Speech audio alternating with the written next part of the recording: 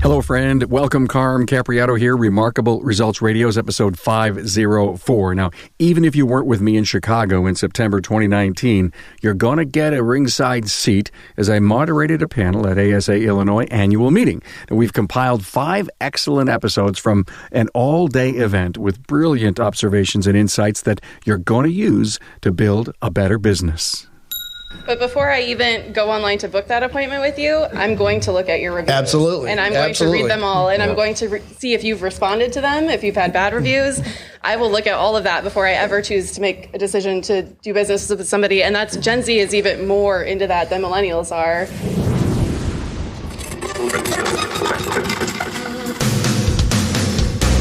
Welcome, Aftermarketers, to Remarkable Results Radio. Listen to learn just one thing from today's episode on your journey to remarkable results.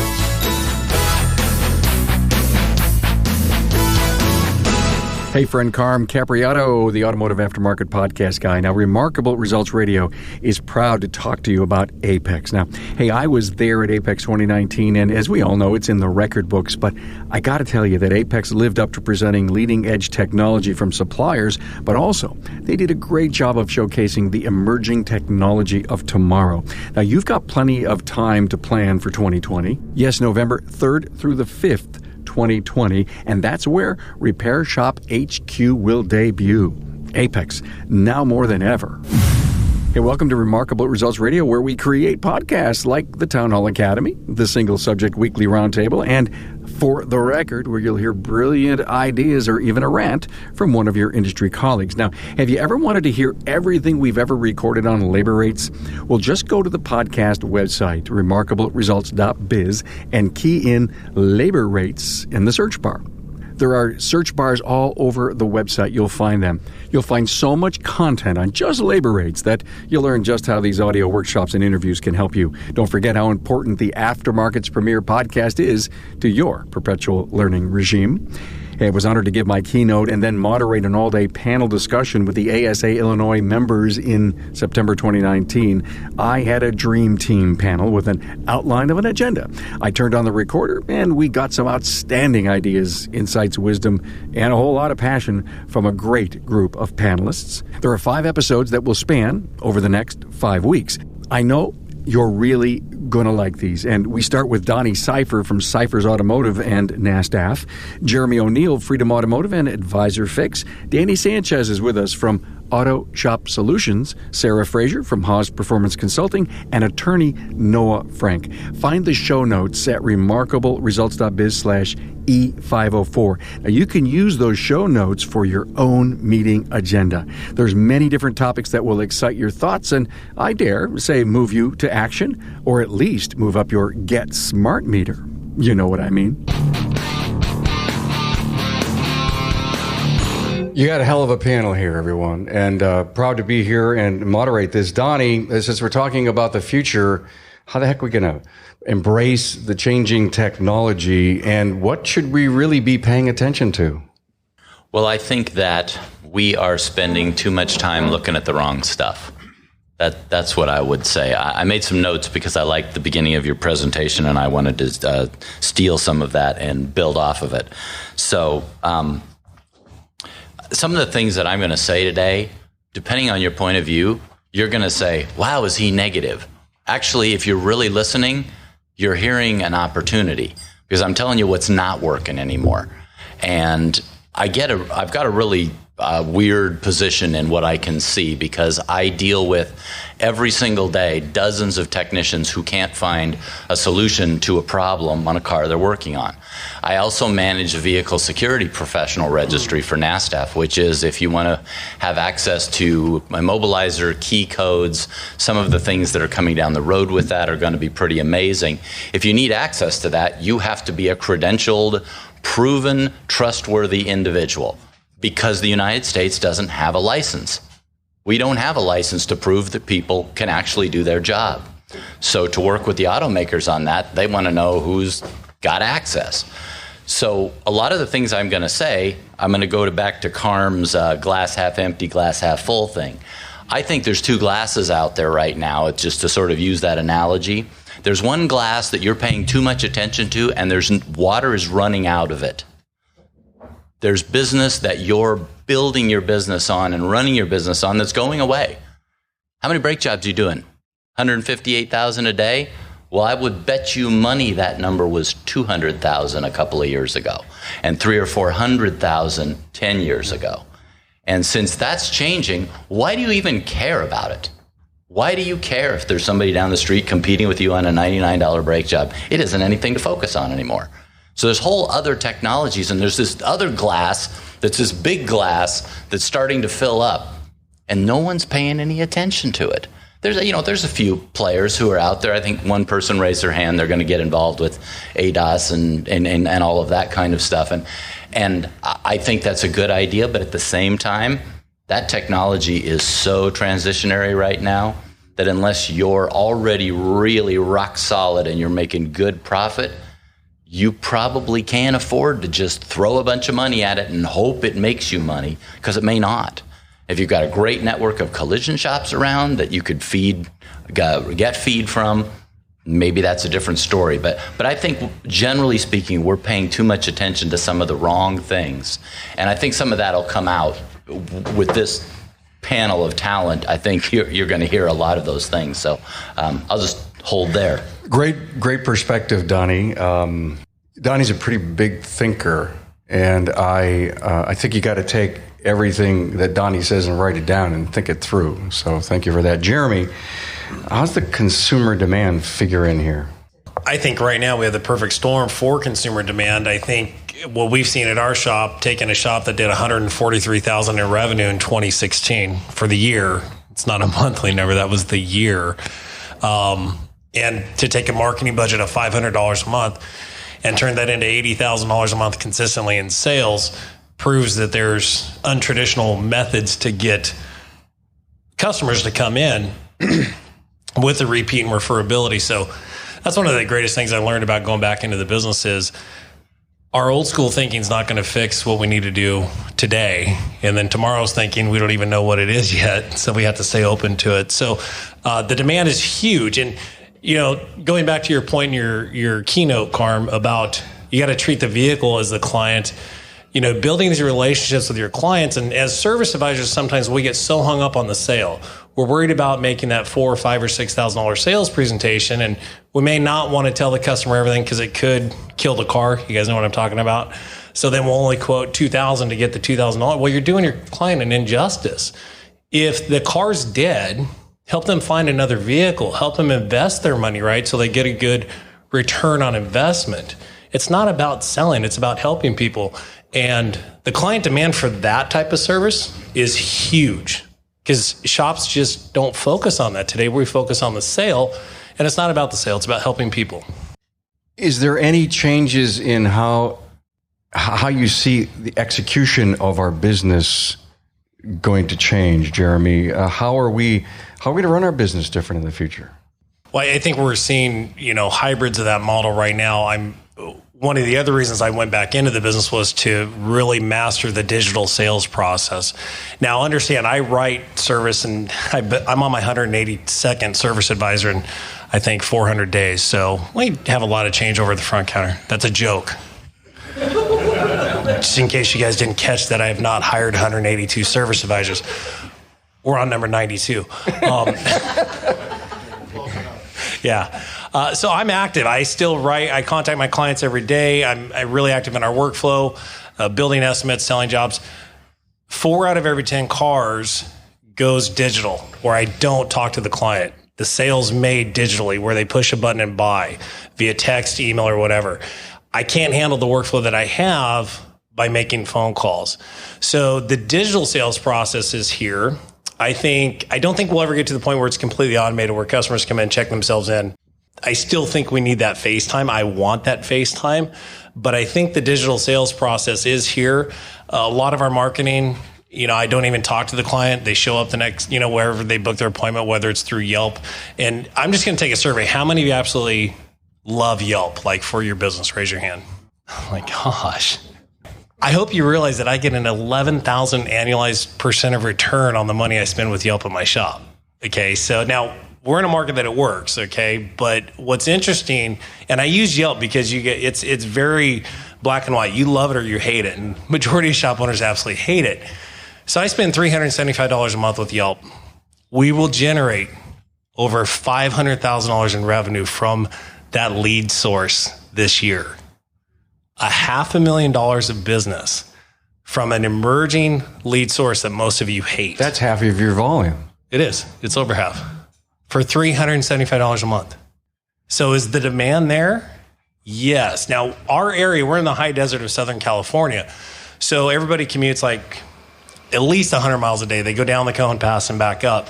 So we have a high demand, high mileage. And most of you that are on the suburbs, everybody commutes too. I think Chicago probably has a little bit better public transportation system than Los Angeles does. But what's interesting is we're the last affordable housing place in Southern California. You can still buy a 3-bedroom house for $250,000 in our area, where most people that live close to LA or work down in Pasadena or those areas, they're spending $800,000 for the same home. So they'll take the 3-hour commute. So what that's done is given us a lot of transients. We have a lot of people that don't have a home shop. So just picture this. There are young shop owners that are going to come into your marketplace. They're going to harness these newer technologies. And like Donnie says, if your glass is draining and I come in with a new glass that's filling up and I'm progressive and I know how to dominate this market for today's consumer, where's your business going to be in 3 years? It's a challenge. So it's there. So my message is be open. When your brain says, no, that won't work at my shop, stop. Write that down. Because this limiting belief that you have could cost you millions of dollars in the next 5 years. It's that much money that's sitting out there. I would just like to add to that from sort of my lean point of view. There are so many toys out there that make the entire process and take that bottleneck that is the service advisor and give them speed and efficiency and communication tools and how do I get a customer on the phone. There are so many new tools out there and so few shops, I'm sure Sarah would love to talk about that actually implement. I think it's such a big pervasive thing that I asked Jim Silverman to put on a whole presentation at our NASTF meeting. Sounds like a complete non-fit, right? But if the techs can't fix the cars and it's the advisors and we've got technology available, you can teach them all you want, but if they can't use the tools, what good is it? That's so true, Danny. I'm sure you've got something to say on that. I mean, we always say that we're embracing technology, but I think that's our public comment. It's when you look in the mirror, you say, "Oh, I'm really failing on that." That's hard stuff. Carm, the questions I get on the NASTF phone call all week long are not us embracing technology. They are us pissing and moaning and dragging our feet to use the technologies that have been brought to the table for us. Just to tie in on that, I was at a big meeting, a panel discussion, and very high-end shops. And there was a little bit of a break. You know how the power of networking, as I said, there was no agenda, so what were we talking about? Implementing DVI and the challenges of making that happen and bringing the people on board. It's such a powerful, important tool. I think there's a little bit of an issue at the technology provider. There's a little bit of an issue at the user that put up their hand and says, I'm ready to buy. And many of the guys in the room said I'd be willing to pay some pretty big bucks for one entire week's worth of training, hands-on, scheduled timing. I'll shut the shop down if I have to in order to make, a 40% improvement in ARO. Duh. I got it. So I can go out to my buddies and say, yeah, I'm doing DVI. And they're not, really. It's a great point. So I got so much to respond to all that. Let me see if I get it all in. So I'll start with the latest backing up to the most recent. So look, at DVI, when it comes to technology and adopting technology, I'm the guy. I bought my first computer when I was 16 years old. That was a very, very, very long time ago. My hair keeps getting grayer to show my age. It was a Tandy 1000EX. Anybody remember those? Yes. Right. So that was my very first computer, which I still own and works as good as it did then now. You can turn it on and plug it in, and I've got a bunch of floppy disks that work for it. I am the early adopter when it comes to technology. So it still runs DOS. I don't remember what version. It's MS-DOS. something like that, right? But it has 64 bits of memory in it, just saying, right? Can't even write most of your names twice. So I am the early adopter. So when I say this, understand it comes from a point of one of the people who wants to bring technology in. My shop was one of the most technology-driven shops. That being said, DVI is an amazing tool. But these numbers that you're hearing from, just to keep this in perspective, the shops that are actually seeing these large lifts in ARO from DVI is only for the fact that they are now at least presenting the work that's needed. Whereas before, the service advisors weren't even presenting all the work, because what this did was it eliminated the technicians offering a list to the service advisor, and then the service advisor editing the list, of which we have been like beating our brains, training service advisors to stop editing the list, thinking that you're going to hurt somebody's feelings. So DVI has kind of eliminated at least the service advisor from taking the list down to what he thinks that the customer might buy, because they don't want to hurt anybody's feelings or make it sound like, I'm not going to tell them about that tire. I'm not going to tell them about that transmission fluid that's a little bit dirty, because they're going to think we're trying to fleece them. We never did that. If the car needs it, it needs it. If you can't prove that it needs it, then you shouldn't be telling the customer about it, or you should at least be warning them that this is on the horizon. We're there to advise, not to edit. And the DVI experience, tell me if I'm wrong, this is all about we're finally telling the customer everything the car needs, and then letting the customer make a decision. Here's where I have an issue when it comes to DVI, and I might be one of the only ones who are still saying this. And I said it in a room full of 400 Pronto guys just about 2 weeks ago, and they all stared at me like I had like horns growing out of my head. Shop owners are now looking at DVI as a replacement to the service advisor.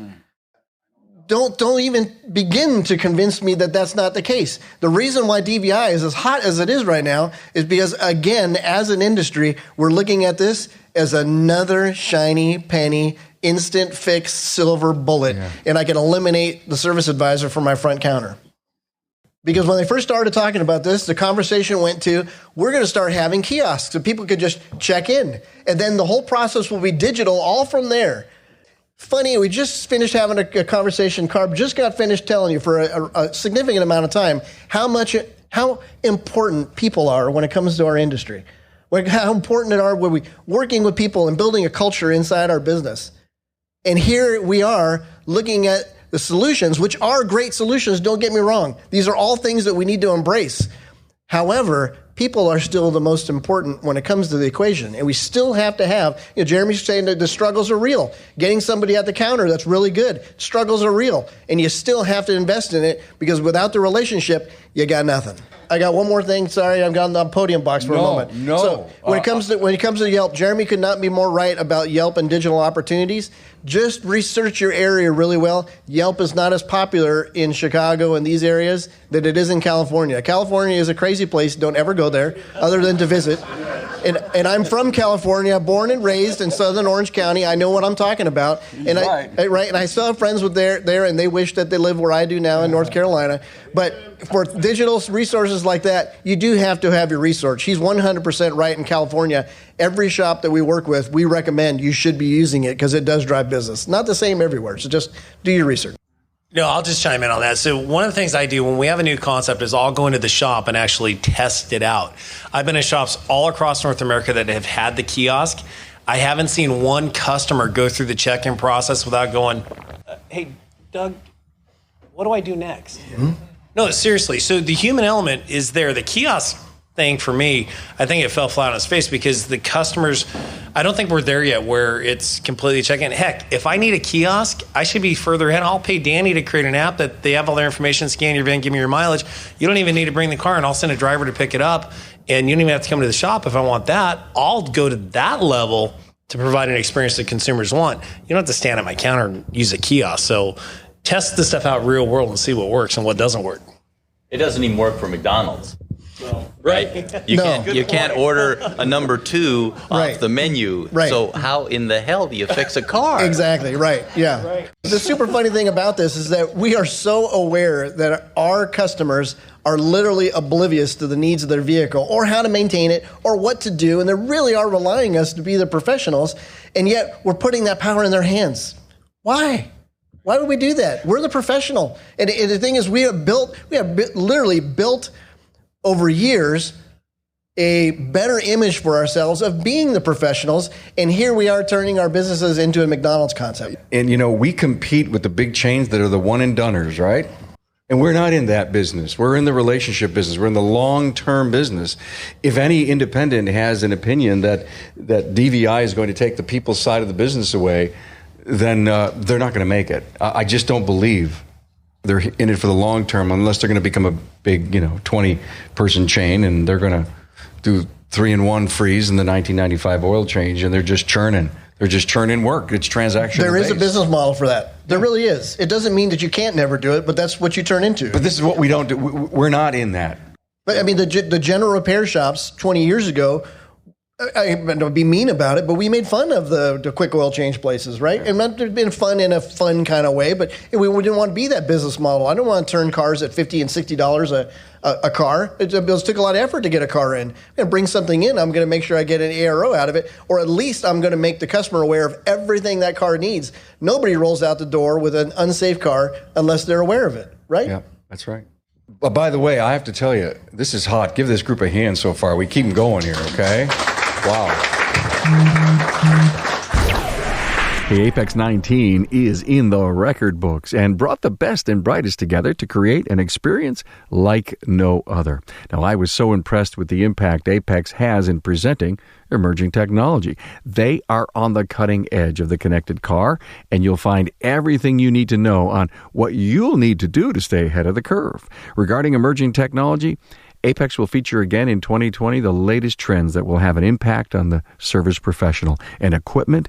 Wow, see, feel, and touch the latest tools and equipment that will bring efficiencies to your business. And in 2020, there's going to be a separate section dedicated to the service professional shop. It'll be called Repair Shop Headquarters, and it's the place to be if you earn your living in the aftermarket. And for training, Apex will present some of the best aftermarket technician and management trainers in 2020. So mark your calendar right now. Put the date on it. Apex 2020, November 3rd through the 5th in Las Vegas. Listen right here to learn all about the exciting events and when you can start registering.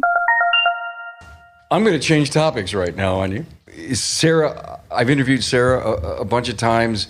You talked to us about moving beyond why we can't charge that much. The younger generations are paying more for car repair. And how do you know that?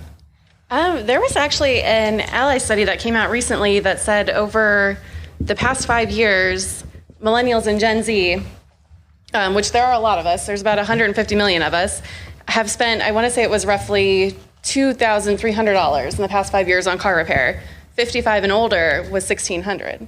So we are paying more, we are spending more, and it didn't really go into why, but it got me thinking a lot about it. Why is it that the millennial is spending more? And I think we've grown up with things being expensive. We're a little bit used to paying more money for things. Our smartwatches are expensive, our phones are expensive, our technology is expensive.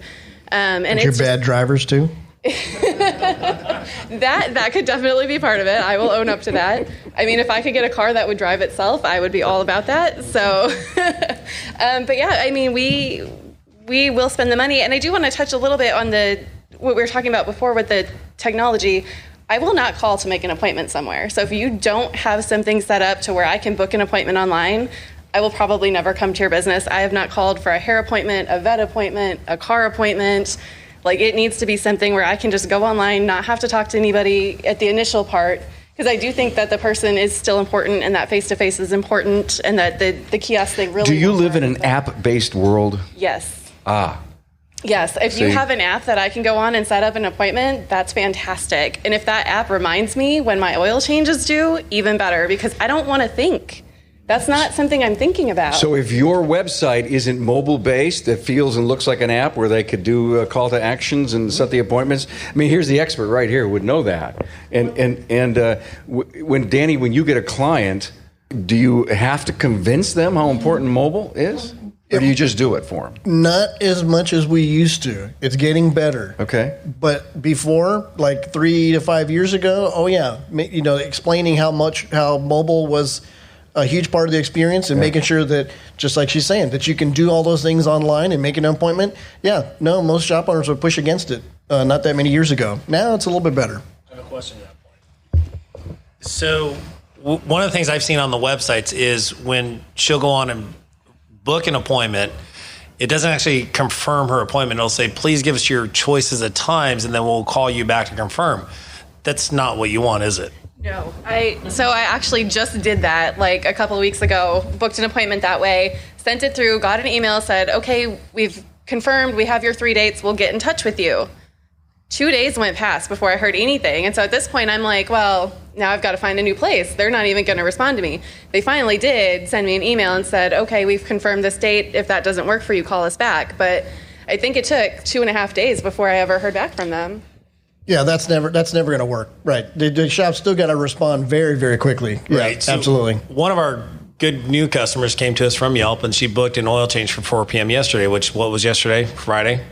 4 p.m. waiting oil change is like the best job on the planet, right? Service advisors, you guys love it, right? Now, I wasn't at the shop, so I'm like, yeah, no big deal, right? My guys will handle it. So many advisors are like, why did you book this appointment at 4 p.m.? Like, I didn't book it, the customer did. So, like, are you in or out? Like, that's how we roll if we have an opening.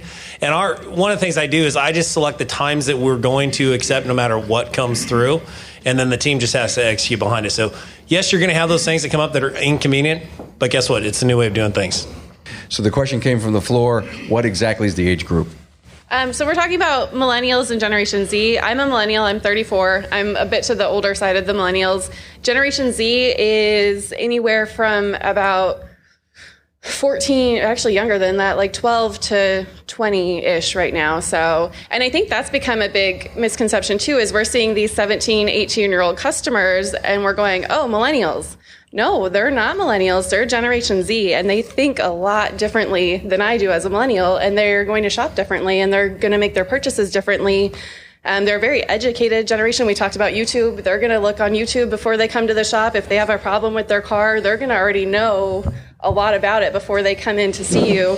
But like the millennial, they are expecting that technology, the availability to make an appointment without having to pick up the phone and all of those things. But yeah, I think it is important that we start to realize that they are, this younger generation that we've kind of looked at as kids and teenagers is becoming our customer now.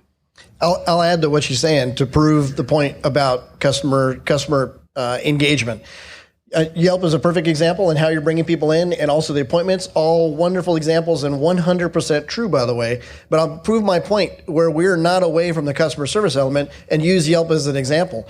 Go ahead and take a look at Yelp and look at what the reviews are on a shop, much less look at a restaurant. They'll be happy that you made an online appointment. There's no question. But the main thing that they'll be first to complain about is customer service. Yep. So to my point is that the customer element has never been eliminated from our business, and we need to be extremely careful that we don't go down that road, because that's the first thing that they'll point out that was a problem once they got there. How they get there, you're 100% right. They don't want to talk to anybody getting there. They just want to arrive. But once they're there, they expect a lot. But before I even go online to book that appointment with you, I'm going to look at your reviews. Absolutely. And I'm going to read them all. And I'm going to see if you've responded to them, if you've had bad reviews. I will look at all of that before I ever choose to make a decision to do business with somebody. And that's Gen Z is even more into that than millennials are in that sense. And your bad customer experience started because they never even got back to you. Right. Yeah. So maybe I'll speak as a consumer side of it, which is there's a form factor and there's a substance factor to this, right? As the consumer, I don't want to spend my time with administrative tasks. I don't want to spend my time finding your phone number online, calling, waiting for somebody to answer that phone, going through my problem in detail to make my appointment, and then once I get there, going through it all again. And I think that's maybe the problem with my generation and younger. We are used to things like the Google, which, by the way, when I talk about risk management, like I'll talk about the problems that I have with Google as, you know, I'm in your shoes and you're my customer, right? So the problems that I have with the Google is that you guys Google things and then you say, well, here's the handbook that I have. This must be correct, right? So to Sarah's point, you know, I want to make an appointment, have it confirmed with my app. Done. The administrative portion, done. Now I want the human element. I want somebody who's my therapist for my car, right? I want to go in and say, look, I have this weird sound and it sounds like bum, bum, bum, bum, bum, bum, right? I know that's not normal. My car doesn't usually go like that. How does it sound? That counts as singing and cannot be used. I'm tone deaf, by the way. You did ask if I had texted in for an appointment, if that's how I want you to respond to me. Absolutely. I think it's really important if your messages come in on Facebook Messenger, on email, that you respond in the way it came to you. Otherwise, you're not respecting the method that your customer wants to communicate with you. So if I Facebook message you and you call me, I'm like, I would have just called you in the first place if I wanted to talk on the phone. So I do think that's important. If you do need to call me, now my car's already at the shop and something's going on and you need to call, that's a little bit different. But maybe text me and say, hey, is this a good time I could call you so we can discuss what's going on?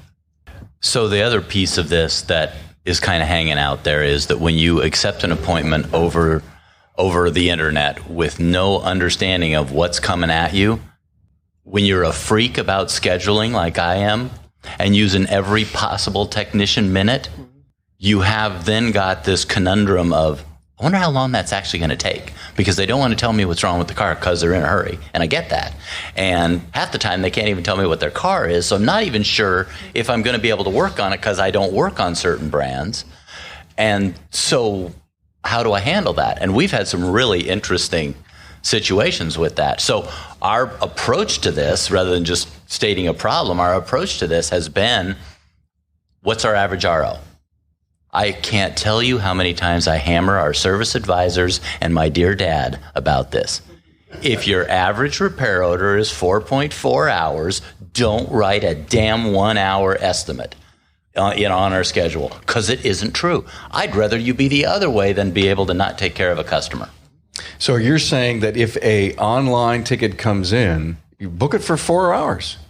Yeah, unless it just says all I need is an oil change. And if not, you're ahead. If it only, and you know what happens. All I need is an oil change. And oh, by the way, while it's here, can you overhaul the engine? You know, we talk a lot about the doctoring business as we compare our industry. I'm not sure it's fair or not, but did you ever make a doctor's appointment? Did they ever not ask you what's wrong? Why do you need to come in? And I don't think they'll ever go to that app thing because they want to know. They have to schedule their doctors. They've got to plan on stuff, and or who is it that you should see, the PA or the real doctor, right? So I think there's value in maybe Danny taking the next step in online scheduling, and I think a lot of places do. There's a drop down box and it says, hey, tell me why you need to come in, right? And so Sarah, when you do that, are you truthful and honest about why you need to go in? Yeah. I like the ones that have like a drop down and it says select your make of your vehicle, and then it gives you a spot to put in. Well, some of them have preset things, so you can pick, I need an oil change. You know, my brakes need to be looked at, or whatever those things are. And then there's a box if there's something additional that you need to explain. So I do like that versus just making an appointment without giving any information. But that would be way too convenient, and the shop owners don't want to be inconvenienced by you picking your own time. They want to slot you in on the time that's convenient for them.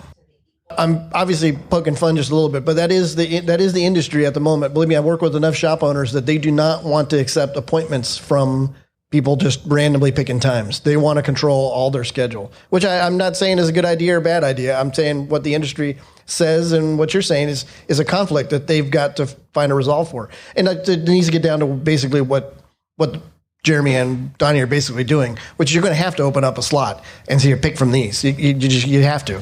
If that convenience isn't offered to me, I'm going to take my business elsewhere. There's a question. Okay, the question is, what kind of response is Sarah looking for from that online appointment, and what happens on the weekend? If I do it on the weekend, no, I don't expect anybody to respond to me on the weekend. I would expect to hear something by Monday afternoon.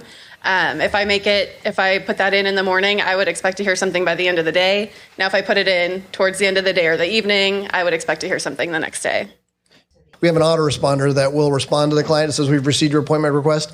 If you've made this appointment on a Friday night or Saturday, we'll get back to you on the next open business day. So all these things are in place to at least let the customer know, we've heard you, but we're not going to get back to you right away. So it's not no response. Yes, Danny, thank you for doing autoresponders. Autoresponders are awesome. You want to automate your business as much as you can. To get more information on this, go to Freedom Auto Repair Yelp. So go into Yelp and research Freedom Auto Repair, Hesperia, California. What I discovered was a competitive edge that I had. No other repair shop in 20 miles around us would respond in under 3 days. Now, if you, and the get a quote button is absolutely free. So, and I'm not promoting Yelp, but just what I discovered was the faster I responded, the more leads I got. And I had my response time down to 1 minute before, where I'd respond to every lead in a minute. But then my wife's like, who are you texting at 2 a.m.? I'm like, well, it's a customer. She's like, let me see your phone. I'm like, all right, I'll stop. I can't do autoresponders on Yelp. We're still within 10 to 20 minutes. So what I have found is it's not just Yelp. It's a new emerging client gathering database is what it is. It's all these big companies see the revenue that goes through auto repair, and they're going to try to get revenue from it, whether it's from advertising or rev share. If you had a new market that could deliver 6 cars a day, and my ARO with Yelp has never been lower than $700. Just so you guys get the type of clients that we're bringing in from this.